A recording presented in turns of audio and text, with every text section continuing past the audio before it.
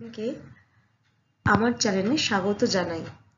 আজকে আমি যেটা পড়াতে চলেছি তার নাম হিউম্যান রেসপিরেশন বা মানুষের শ্বাসক্রিয়া।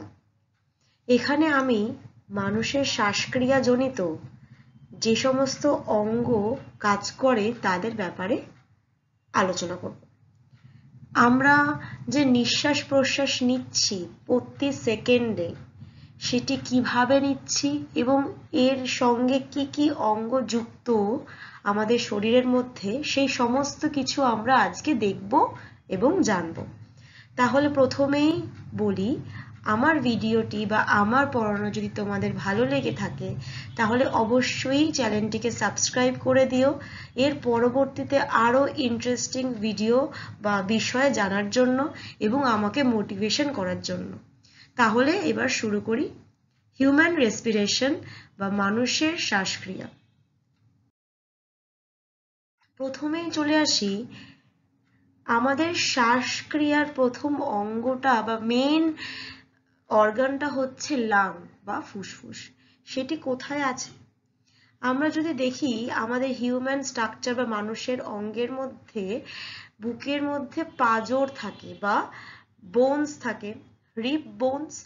সেই বোনসটা বা সেই পাঁজরের মধ্যে হৃৎপিণ্ড যেখানে থাকে তার বাইরে দুপাশে আমাদের ফুসফুসটি রয়েছে। ফুসফুস ফুসফুস মানুষের দেহে কটি থাকে? দুটি। হৃৎপিণ্ডের দুই পাশে ফুসফুস থাকছে, ঠিক আছে। এরপর শুধুমাত্র ফুসফুস নয়, এর সাথে সাথে আরো অনেক কটি অঙ্গ জুড়ে কিন্তু শ্বাসক্রিয়া তৈরি বা শ্বাসক্রিয়া চালিত হয়। এই শ্বাসক্রিয়া চালানোর জন্য বিভিন্ন অঙ্গের নাম হলো, বাংলাটা জানার সাথে সাথে আমাদেরকে কিন্তু ইংলিশ টার্মগুলো জেনে রাখতে হবে। আচ্ছা, এখানে ফার্স্ট বলি নেসাল ক্যাভিটি। ঠিক আছে, তোমরা দেখতে পাচ্ছ নেসাল ক্যাভিটি মানে হচ্ছে আমরা নাকের মধ্যে দিয়ে যে এয়ারটা যায় বা বায়ুটা যায়, আমরা জানি কি আমরা অক্সিজেন নিই এবং কার্বন ডাইঅক্সাইড ছাড়ি, আর নেওয়া এবং ছাড়া সেটা কার মাধ্যমে হচ্ছে? নাকের বা নেসাল ক্যাভিটির মাধ্যমে হচ্ছে। আমাদের নাকে দুটি ছিদ্র আছে, সেই ছিদ্রের মাধ্যমে কিন্তু অক্সিজেনটা এন্টার করছে এবং কার্বন ডাইঅক্সাইডটা কিন্তু বেরিয়ে যাচ্ছে। ফার্স্ট তাহলে হলো নেসাল ক্যাভিটি বা নাসারন্ধ্র। নেক্সট চলে আসি ফ্যারিংস। ফ্যারিংস মানে কি? গলবিল। ঠিক আছে, গলবিল জিনিসটা আমাদের দুটি কাজ করতে সাহায্য করে। কি কি? আমাদের পৌষ্টিক তন্ত্র যদি আমরা পড়ে থাকি, পৌষ্টিক তন্ত্রের যে পৌষ্টিক নালী, যে গ্রাস নালী, তার মধ্যে গ্রাস নালী যার মধ্যে থেকে খাবারটা মুখের মধ্যে থেকে পাকস্থলিতে যাচ্ছে, সেই গ্রাসনালীর সাথেও কিন্তু ফ্যারিংস বা গলবিল যুক্ত থাকে। তাহলে ফ্যারিংসটা কি কাজ করছে? আমরা এখানে দেখতে পাচ্ছি যে শ্বাসঅঙ্গের সাথেও কিন্তু এটা যুক্ত আছে, তাই না? তাহলে এই ফ্যারিংসটা কি করে? এটা একটা গেট, এটা গেটের মতো স্ট্রাকচার। কি করছে? আমরা অনেক সময় দেখে থাকি যে আমরা মুখ থেকেও কিন্তু নিঃশ্বাস নিতে পারি, তাই না? মুখ থেকে যেরকম আমরা খাবার খাই, খাবারটা যেরকম পাকস্থলীতে পৌঁছাচ্ছে, তেমনি আবার আমরা খেয়াল করে দেখি যে আমরা মুখ থেকে যখন নিঃশ্বাস নিই, নাক ফাক বন্ধ হয়ে গেলে সর্দির সময়, তখনও কিন্তু বায়ুটা কিন্তু ঠিকঠাক কিন্তু আমাদের ফুসফুসে চলে যাচ্ছে। তাহলে এই যে খাদ্যটাকে পাকস্থলীতে এবং গ্যাসটাকে ফুসফুসে নিয়ে যেতে দুই জিনিসটা দুটো দিকে কনভার্ট করতে হেল্প করছে কে? গলবিল। ঠিক আছে, তো তাকে বলছি আমরা ফ্যারিংস। নেক্সট এখান থেকে নাসারন্ধ্র থেকে বায়ুটা বা অক্সিজেনটা চলে আসে ফ্যারিংস বা গলবিলে, তারপরে চলে আসে ল্যারিংস। ল্যারিংসটা কি? স্বরযন্ত্র। স্বরযন্ত্র মানে যেখান থেকে আমাদের ভয়েস বা আওয়াজটা তৈরি হয়, ঠিক আছে। তাহলে সেই জিনিসটা ক্রস করে সেটা চলে আসে কোথায়? ট্রাকিয়া। ঠিক আছে, এই যে লম্বা মতো পাইপের মতো অংশটা তোমরা দেখতে পাচ্ছ, সেইটা হচ্ছে ট্রাকিয়া। ঠিক আছে, তাহলে প্রথমে নাসারন্ধ্র, তারপরে গলবিল, তারপরে স্বরযন্ত্র, তারপরে ট্রাকিয়ার মধ্যে থেকে কিন্তু অক্সিজেনটা পরিবাহিত হয়। এবার অক্সিজেনটা পরিবাহিত হওয়ার পর সেটা দুই দিকে ভাগ হয়ে যাচ্ছে, দেখতে পাচ্ছ তোমরা দুদিকে ভাগ হয়ে যাচ্ছে। যেহেতু আমাদের দুটো ফুসফুস তাই দুদিকে কিন্তু ভাগ হয়ে যাচ্ছে। নেক্সট যদি আমরা পরের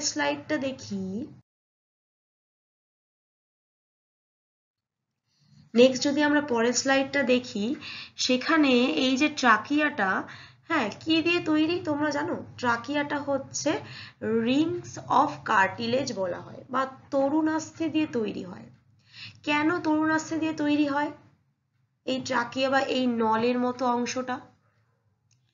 কারণ যাতে কোনোভাবে সেটা কোলাপস বা সংকোচন না হয়ে যায়। কেন? কারণ এখান থেকে নিয়মিত প্রতি সেকেন্ডে কিন্তু আমাদের বায়ু চলাচল করছে।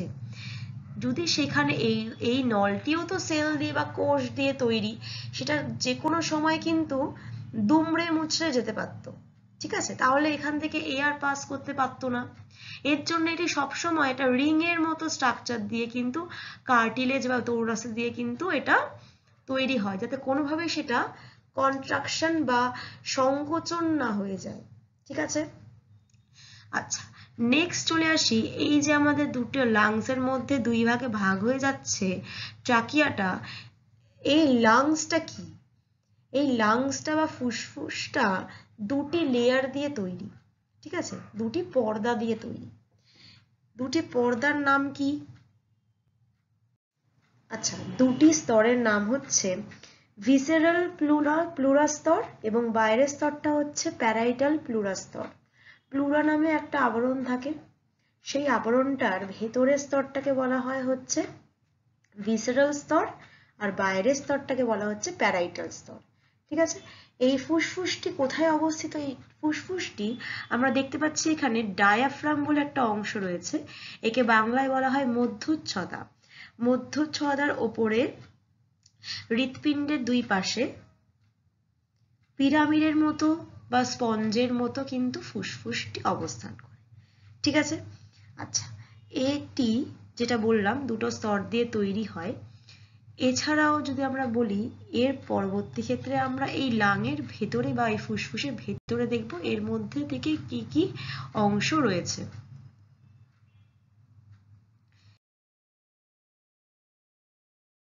আচ্ছা, তাহলে দেখো কিছুক্ষণ আগে আমরা পড়লাম ট্রাকিয়া, ট্রাকিয়ার মধ্যে থেকে গিয়ে যেটা দুটো ভাগে ভাগ হয়ে গিয়ে দুটো ফুসফুসের মধ্যে প্রবাহিত হচ্ছে, এই সমস্ত কিছুই কিন্তু তরুণাস্থি দিয়ে তৈরি, ঠিক আছে?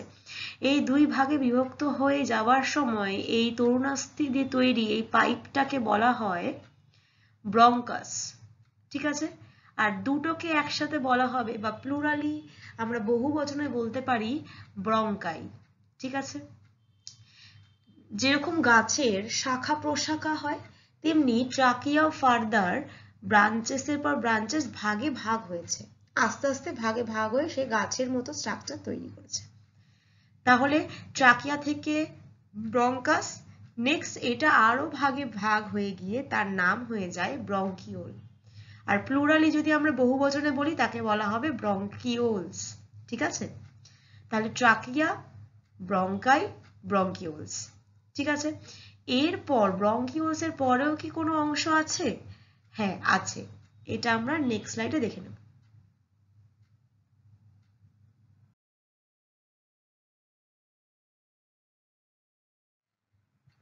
এবার আমরা দেখতে পাচ্ছি ট্রাকিয়া, ট্রাকিওলস, ব্রঙ্কাস, এরপর অনেক কটা বাল্ব লাইক বা গোল গোল আকারের কিন্তু কিছু আঙ্গুর ফলের মতো অংশ আমরা দেখতে পাচ্ছি, তাই না? এগুলোকে বলা হয় অ্যালভিওলাস। একটা যদি আমরা বলি একটা ছোট লোবকে যদি বলি, লোব মানে কি? গ্রহণথি।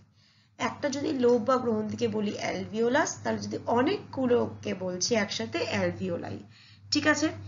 নেক্সট যদি আমি অ্যালভিওলাইকে যদি বড় করে দেখি তাহলে সেটা কিরকম দেখতে হবে?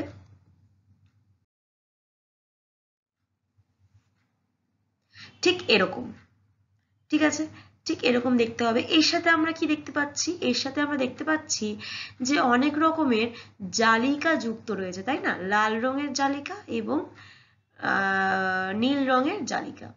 এবার আমাদের শরীরে তো আমরা জানি লাল রঙের জালিকা হয়, নীল রঙের তো হয় না।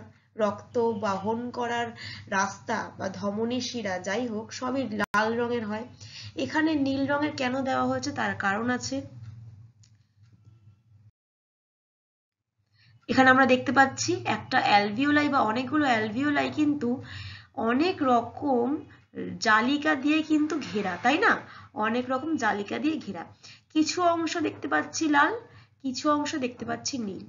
এখানে লাল নীল কেন দেওয়া হয়েছে? যাতে আমরা ভালোভাবে বুঝতে পারি যে কোনটি অক্সিজেন নিয়ে আসছে কোন রাস্তা দিয়ে এবং কোন রাস্তা দিয়ে কার্বন ডাই অক্সাইড নিয়ে আসছে। ঠিক আছে? তা অক্সিজেন যে রাস্তা দিয়ে আসছে বা যাচ্ছে সেই রাস্তাটা হচ্ছে লাল রঙের, আর উল্টো দিকে নীল রঙের রাস্তাটা দিয়ে কিন্তু কার্বন ডাই অক্সাইড আসছে। ঠিক আছে? আর তার জন্য এর নাম দেওয়া হয়েছে দেখো, deoxygenated blood from pulmonary artery. Deoxygenated মানে কি? কার্বন ডাই অক্সাইড যুক্ত রক্ত। এবং অক্সিজেনেটেড মানে কি? অক্সিজেন যুক্ত রক্ত। ঠিক আছে? এরপর এই অ্যালভিওলাই কিভাবে অক্সিজেন পাঠাচ্ছে এবং কিভাবে অ্যালভিওলাই থেকে কার্বন ডাই অক্সাইড নিয়ে বাইরে বেরিয়ে যাচ্ছে, এর জন্য তোমাদের পরবর্তী ভিডিওটা দেখতে হবে। তাহলে আশা করি এই ভিডিওটা সবার ভালো লেগেছে। এই প্রত্যেকটা অঙ্গ কিন্তু শ্বাসক্রিয়ার সাথে যুক্ত।